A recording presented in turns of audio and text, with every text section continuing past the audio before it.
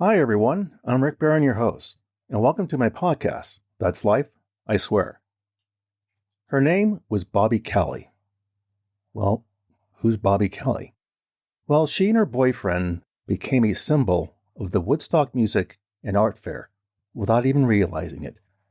It was early in the morning of August 17th, 1969, and this young couple, embracing one another, greeting the dawn, were about to become one of the most defining moments of probably the most famous music festival in history.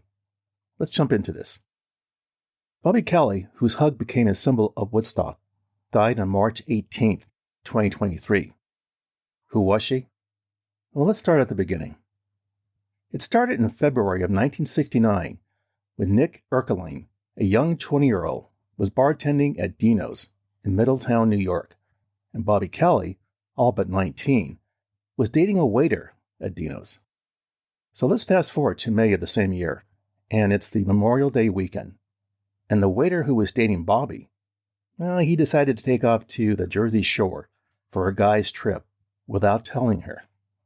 Seeing this, Nick saw an opportunity and took a chance. He built up enough courage to invite Bobby out for pizza and a movie. Well, it didn't take long before Bobby dropped her boyfriend, and her heart belonged to Nick.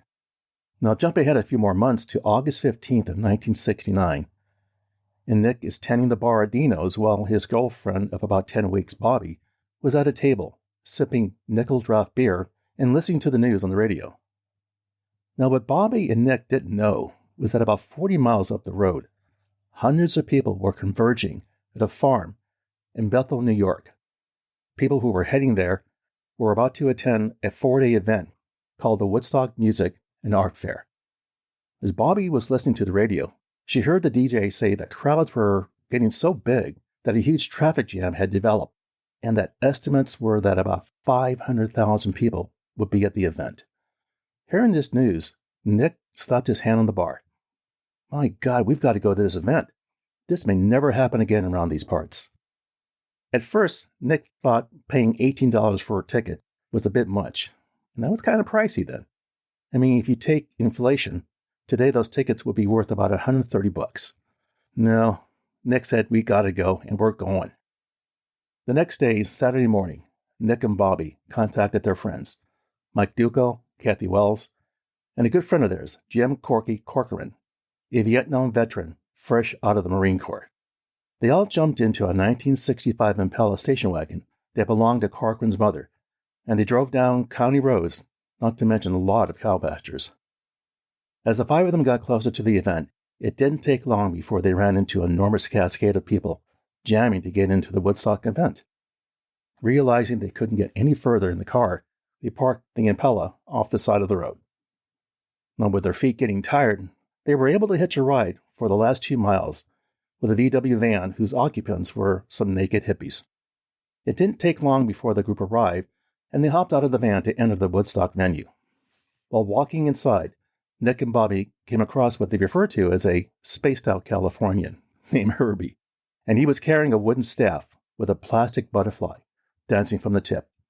Now, remember Herbie and his wooden staff, as it comes up later in this story. Once the group got further into the farm, finding a space to camp out became a land grab. The group quickly found a patch of mud on the rim of the slope. Bobby remembered the scene being a sea of humanity. Nick heard someone playing their guitar, he saw a young couple making love, and someone was smoking a joint. But of course, the gradual crescendo of the music was really hitting on the senses. It was without a doubt a visual assault on the eyeballs. Now, why does this matter? In 1969, the United States was knee-deep into the Vietnam War, a conflict many young people just opposed. The civil rights movement era was also a period of great unrest and protest. Woodstock was more than a music festival. It allowed people to escape into music and spread a message of unity and peace. It was a counter-culture movement. Now, truth be told, the Woodstock Music Festival was not a smoothly run event, but brother, it was electrified with music that made the moment unforgettable. Now, here's a small anecdote.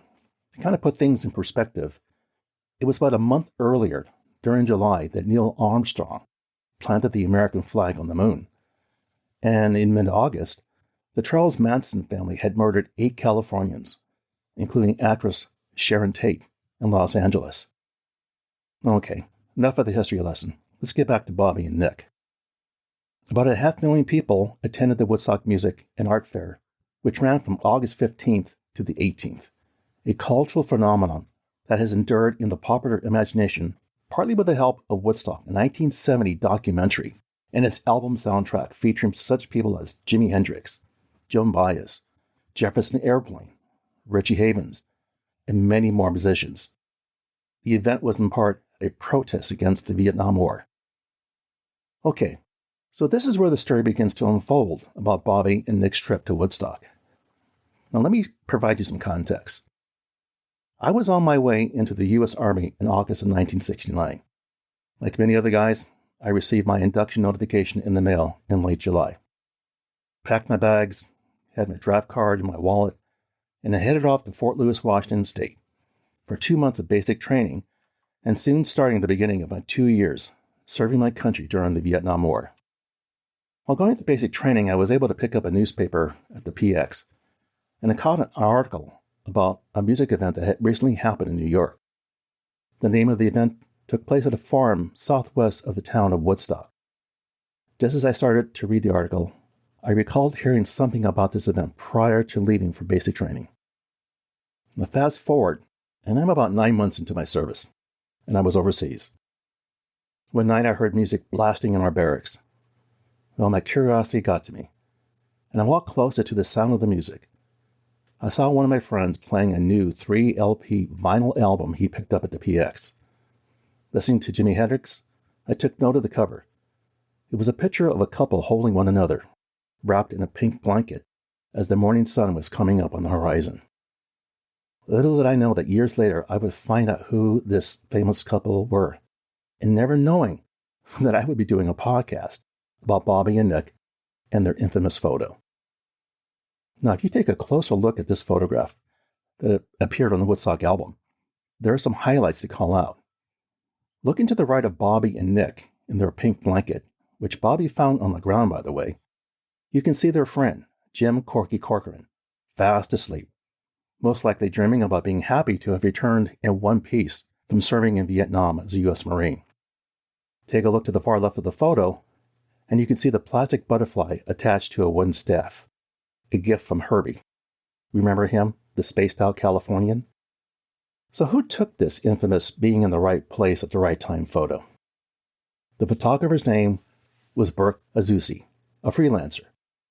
Now, Burke had spent some time around the concert stage listening to the various performers and taking lots of photos.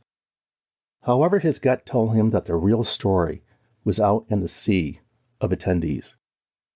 As he made his way around the farm, he saw many people tripping, as they said back then, others building tents, many skinny dipping in a pond, and sharing crates of bananas and loaves of bread. It was a moment of letting go and not giving a damn about the Vietnam War. The next day, Burke woke up early around 4:30 a.m. on Sunday morning, August 17th. Now, Woodstock was coming to a close the next day, and Burke wanted to make sure he gathered enough photos before leaving. As Burke left his makeshift tent with his camera strapped around his neck, in the far-off distance he could hear Grace Slick of Jefferson Airplane singing.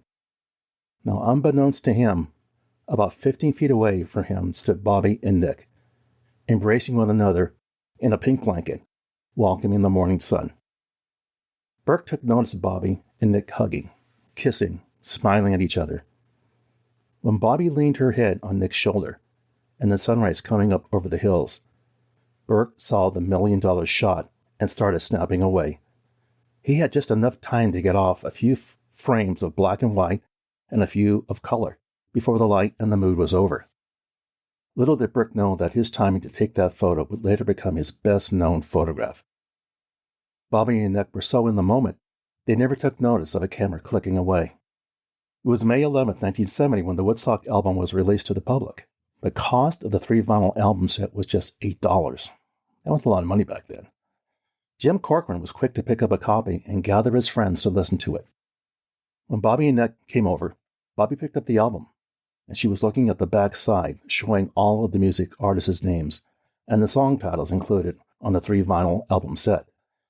It wasn't until Bobby turned the album cover over that her eyes were amazed at what she was seeing.